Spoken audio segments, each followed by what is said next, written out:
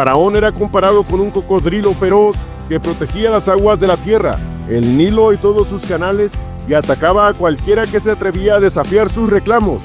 Al parecer, en muchas ocasiones tuvo éxito en esta empresa y la arrogancia saltó de su corazón. ¿Ven lo que yo veo?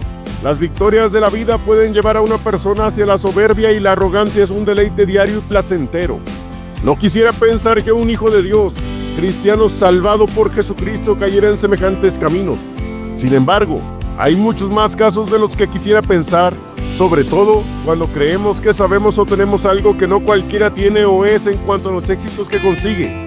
Como Faraón, no entendemos que el Nilo lo hizo grande a él y no al revés. En realidad, en lugar de que él hiciera el río lo hizo a él, por decirlo de algún modo, porque sin él, la tierra habría sido un desierto. La bendición de Dios es la que enriquece, y de esta manera, solo podemos reconocer que lo que somos es solo por la bendición que de Dios proviene. Un Dios con mucho que decir y un mundo con mucho que aprender. Mío es mi río, la locura del rey cocodrilo. Habla y di, así ha dicho el Señor Jehová. He aquí yo contra ti, Faraón, rey de Egipto, el gran dragón que yace en medio de sus ríos, el cual dijo, mío es mi río, y yo me lo hice. Ezequiel, capítulo 29, versículo 3. Hola, sean todos bienvenidos a otro estudio bíblico aquí en Trazando la Biblia. Hoy comenzamos la última parte de este bloque de profecías en este periodo de silencio por parte del profeta Ezequiel al pueblo de Dios. Ya 6 naciones han recibido sentencias de nuestro Señor por su comportamiento contra Israel. Ahora le toca el turno a Egipto, y 7 visiones le tocan a esta nación y a su faraón. Comenzamos hoy con el capítulo 29 de este fascinante libro de Ezequiel. Este pasaje nos habla del juicio de Dios sobre Egipto, y muy en especial sobre su faraón, trayendo a nosotros un poderoso mensaje para nosotros el día de hoy. ¿Alguna vez te has sentido tentado a confiar en tus propias fuerzas en lugar de Dios? ¿O has visto cómo el orgullo puede llevar a la caída? Pues este capítulo tiene mucho que decirnos al respecto. Quédense hasta el final porque Dios tiene mucho que decirnos. Es palabra que impacta y cambia vidas como solo Él sabe hacerlo. Solo para tener un punto de referencia, Egipto fue una de las naciones más poderosas de la antigüedad, conocida por su riqueza, ejército y sabiduría, y esto era particularmente cierto en estos tiempos en los que Ezequiel y Jeremías eran contemporáneos y el faraón Jofra era quien gobernaba esta poderosa nación. El capítulo comienza con un mensaje directo de Dios a Egipto y se dirige específicamente al faraón, representando la cabeza del imperio egipcio. Este faraón, como lo mencioné, era Jofra, también conocido como Apries, y es descrito como un gran dragón en el Nilo, que representa un cocodrilo grandioso y temible finalmente. El faraón se ve a sí mismo como un ser poderoso y su orgullo lo ha llevado a actuar como si fuera invencible. Aun cuando Egipto siempre se ostentó como enemigo de Israel, influyó grandemente en el pueblo de Dios por su comercio, política y, como ya nos podemos imaginar, por su idolatría. También representa una falsa fuente de esperanza para los judíos exiliados, ya que muchos de ellos pensaban que Egipto podría ayudarles a librarse del yugo de Babilonia. Nabucodonosor invadió y saqueó a Egipto en 572 y 568 a.C. Egipto jamás recobró su anterior gloria y desde entonces ha desempeñado un papel bastante insignificante en la historia del mundo, cumpliéndose así en un sentido muy real la profecía de Ezequiel de que sería humilde entre los demás reinos, tal como lo dice el versículo 15, y lo tocaremos un poco más adelante el día de hoy. Sin más preámbulo, comencemos con nuestra lectura. Ezequiel capítulo 29, versículos 1 al 3. En el año 10, en el mes 10, a los 12 del mes, fue a mí palabra de Jehová diciendo: Hijo del hombre, pon tu rostro contra Faraón, rey de Egipto, y profetiza contra él y contra todo Egipto. Habla y di, así ha dicho el Señor Jehová. He aquí yo contra ti, Faraón, rey de Egipto, el gran dragón que yace en medio de sus ríos, el cual dijo, mío es mi río, y yo me lo hice. Ezequiel se encarga de fechar muchas de sus profecías para otorgarnos un buen contexto de lo que está pasando en esta parte de la historia. Estamos a unos 7 meses que se declare la conquista total de Jerusalén, y además los egipcios por estos días quisieron ayudar a los judíos contra Nabucodonosor, pero no pudieron.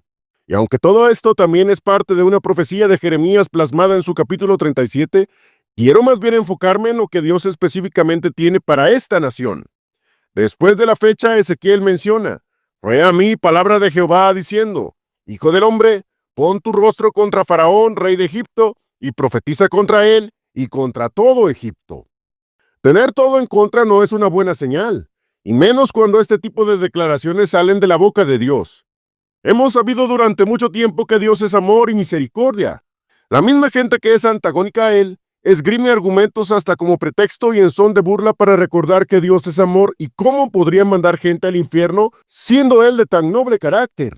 Lo que no desean entender ni aceptar es que Él también es el juez más justo que existe y que no tendrá al culpable por inocente.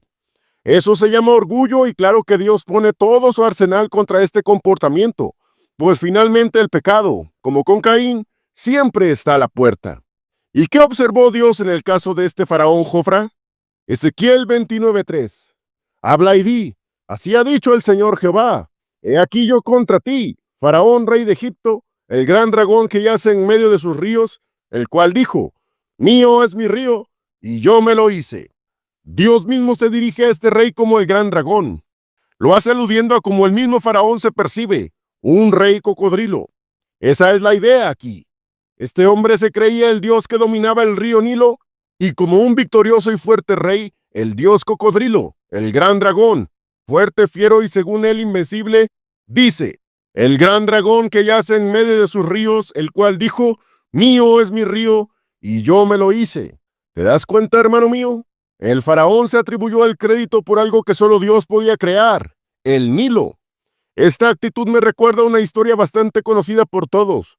¿Recuerdas la tragedia del Titanic? De ese barco osaron decir que ni Dios podría hundirlo. Poco después se dieron cuenta, muy tarde y con cientos de vidas de por medio, que un inerte hielo lo hundió épicamente, y es una historia recordada hasta nuestros días de que nadie desafía a Dios y queda impune. Este faraón no solo se autonombró Dios en esta tierra, sino que se atribuyó dotes de creador. Mío es mi río, y yo me lo hice. El Nilo era considerado la fuente de vida para Egipto, y el faraón pensaba que su poder era incluso mayor que el río mismo, el cual proporcionaba todo lo que Egipto necesitaba. Era una tremenda distorsión pensarse que esa prosperidad era debida solo a su sobrevalorada capacidad. El Nilo era en todos los sentidos el secreto de la riqueza y el poder de esa tierra y esa gente. Aquí se representa a Faraón no adorando al río, sino afirmando poseerlo y haberlo creado. Por consiguiente, Faraón era comparado con un cocodrilo feroz que protegía las aguas de la tierra, el Nilo y todos sus canales, y atacaba a cualquiera que se atrevía a desafiar sus reclamos. Al parecer, en muchas ocasiones tuvo éxito en esta empresa y la arrogancia saltó de su corazón. ¿Ven lo que yo veo? Las victorias de la vida pueden llevar a una persona hacia la soberbia y la arrogancia es un deleite diario y placentero. No quisiera pensar que un hijo de Dios, cristiano salvado por Jesucristo, cayera en semejantes caminos. Sin embargo, hay muchos más casos de los que quisiera pensar, sobre todo cuando creemos que sabemos o tenemos algo que no cualquiera tiene o es en cuanto a los éxitos que consigue. Como Faraón, no entendemos que el Nilo lo hizo grande a él y no al revés. En realidad, en lugar de que él hiciera el río lo hizo a él, por decirlo de algún modo, porque sin él, la tierra habría sido un desierto. La bendición de Dios es la que enriquece, y de esta manera, solo podemos reconocer que lo que somos es solo por la bendición que de Dios proviene. Pero nadie puede escapar del juicio de nuestro Señor cuando esa persona se exalta a sí misma. El yo es la adoración más recurrente que el ser humano realiza. Pero para eso, Dios tiene una medicina adecuada. Ezequiel 29, versículos 4 y 5. Yo pues pondré anzuelos en tus mejillas y pegaré los peces de tus ríos a tus escamas, y te sacaré de en medio de tus ríos, y todos los peces de tus ríos saldrán pegados a tus escamas. Y dejaréte en el desierto, a ti y a todos los peces de tus ríos, sobre la haz del campo caerás. No serás recogido ni serás juntado. A las bestias de la tierra y a las aves del cielo te he dado por comida. Llegó el gran cazador de cocodrilos. Ninguna bestia poderosa es capaz de eludir al formidable entre las gentes.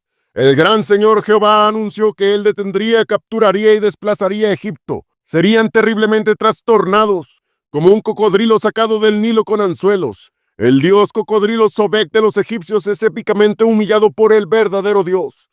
La confianza inflada en uno mismo no significa nada para nuestro Señor, quien juega con el arrogante rey cocodrilo, el faraón con su Egipto, como un pescador juega con su pesca, y luego lo arroja como carroña, no apta para el consumo humano.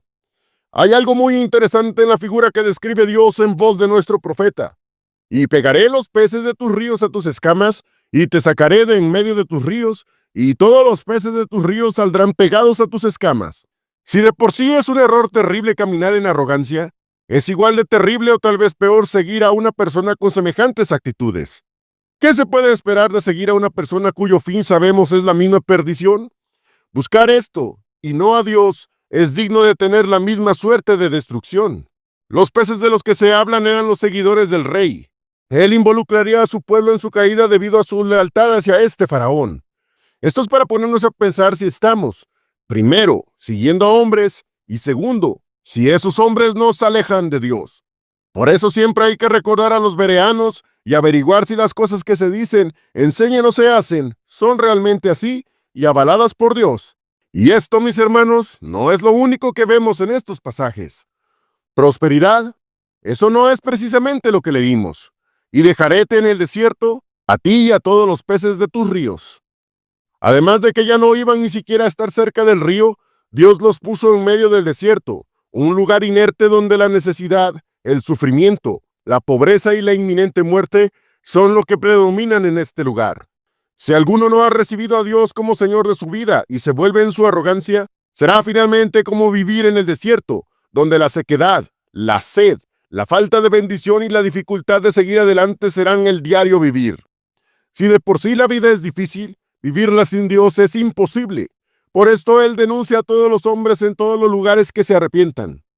Y si ser trasladado al desierto ya es algo tremendo, lo que sigue es una descripción digna de los más grandes horrores que el ser humano puede experimentar. Sobre la haz del campo caerás, no serás recogido, ni serás juntado.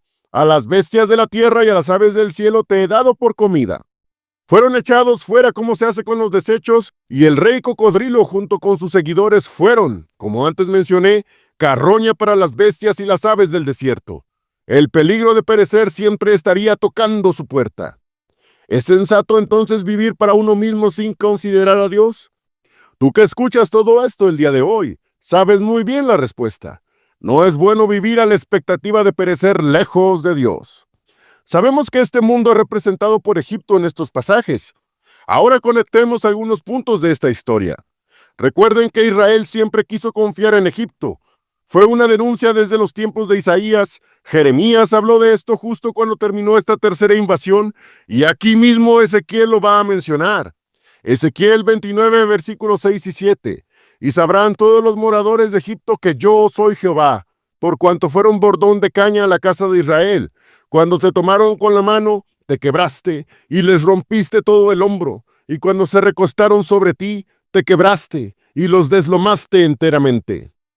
Hace poco tocamos algo de este tema en este mismo libro, en el capítulo 17. Allí está plasmada la parábola de las águilas y la vid.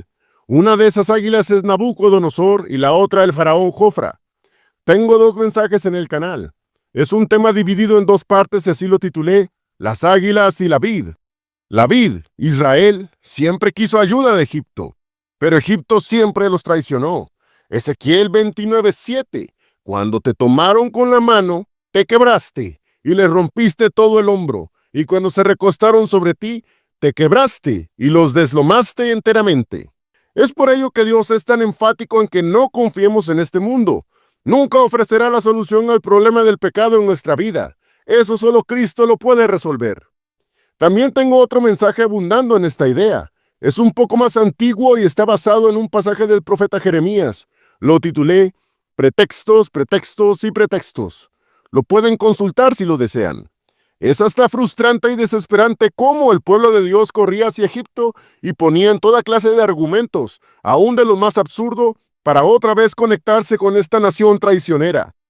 Israel tuvo mucha culpa. Egipto siempre fue antagónico al pueblo de Dios y su fama de ser traicioneros era evidente para todos. Era inconcebible que todavía los buscaran por ayuda. Egipto en estos pasajes es figurado como un bordón, es decir, un bastón de caña que finalmente se quiebra. ¿Qué significa eso? Ya lo explicamos un poco, pero imagina que estás caminando y te apoyas en una caña para no caer, pero de repente se rompe y te lastimas. Así fue Egipto para Israel. En lugar de ser un apoyo confiable, los traicionó y los debilitó. Aunque el hecho de que Israel siguiera buscando a Egipto nos sorprende en realidad, pues al analizar nuestras vidas el día de hoy, hay quienes dicen tener y confiar en Dios, pero depositan su confianza en lo que este mundo les ofrece. No se quieren dar cuenta que amarlo es recibir una traición tarde o temprano que traerá una amargura duradera a quien confía en él. Al Egipto ser así contra Israel, el juicio de Dios no se hizo esperar y soltó su poderosa declaración. Ezequiel 29:8. Por tanto, así ha dicho el Señor Jehová: He aquí yo traigo contra ti espada, y talaré de ti hombres y bestias. ¿Acaso sorprende? Si un delincuente es tomado en el acto, ¿no es digno de un castigo ejemplar? Y pienso que nadie se queja de tal situación. Quien vive en pecado y en arrogancia esperará en algún momento enfrentarse a Dios, y en este tipo de enfrentamientos nadie ha salido victorioso ante él. Egipto, que pensaba ser invulnerable, sería derrotado y desolado. Sería humillado y el país sería despojado de su riqueza y poder. Ezequiel capítulo 29, versículos 9 y 10. Y la tierra de Egipto será asolada y desierta, y sabrán que yo soy Jehová, porque dijo: mi río, y yo lo hice. Por tanto, he aquí yo contra ti y contra tus ríos, y pondré la tierra de Egipto en asolamientos de la soledad del desierto, desde Migdol hasta Sebené, hasta el término de Etiopía. Aunque es una descripción algo poética, debe ser claro que nadie en la tierra de Egipto iba a librar ese castigo. Hasta el mismo término de Egipto, Migdol y Sebené, y el término de Etiopía, serían rebuscados para que el castigo se ejecutara sin miramiento alguno y aplicable a todos los habitantes, junto con su rey cocodrilo, el faraón Jofra. Y como lo vemos, Dios iba a ser eficaz. Y la tierra de Egipto será asolada y desierta, y sabrán que yo soy Jehová. Hasta dice por cuánto tiempo vendría su desolación, dándonos a entender que Dios tiene preparado un castigo especial y específico para este tipo de comportamientos. Ezequiel 29:11. No pasará por ella pie de hombre, ni pie de bestia pasará por ella, ni será habitada por 40 años. Después de esto, Egipto jamás se levantaría como un reino poderoso, y eso ha permanecido así hasta nuestros días. De hecho, eso es lo que dicen los siguientes versículos. Ezequiel 29, versículos 12 al 15. Y pondré a la tierra de Egipto en soledad entre las tierras asoladas, y sus ciudades entre las ciudades destruidas estarán asoladas por 40 años. Y esparciré a Egipto entre las gentes, y aventarélos por las tierras, porque así ha dicho el Señor Jehová. Al fin de 40 años juntaré a Egipto de los pueblos entre los cuales fueren esparcidos, y tornaré a traer los cautivos de Egipto, y los volveré a la tierra de Patros, a la tierra de su habitación, y allí serán un reino bajo.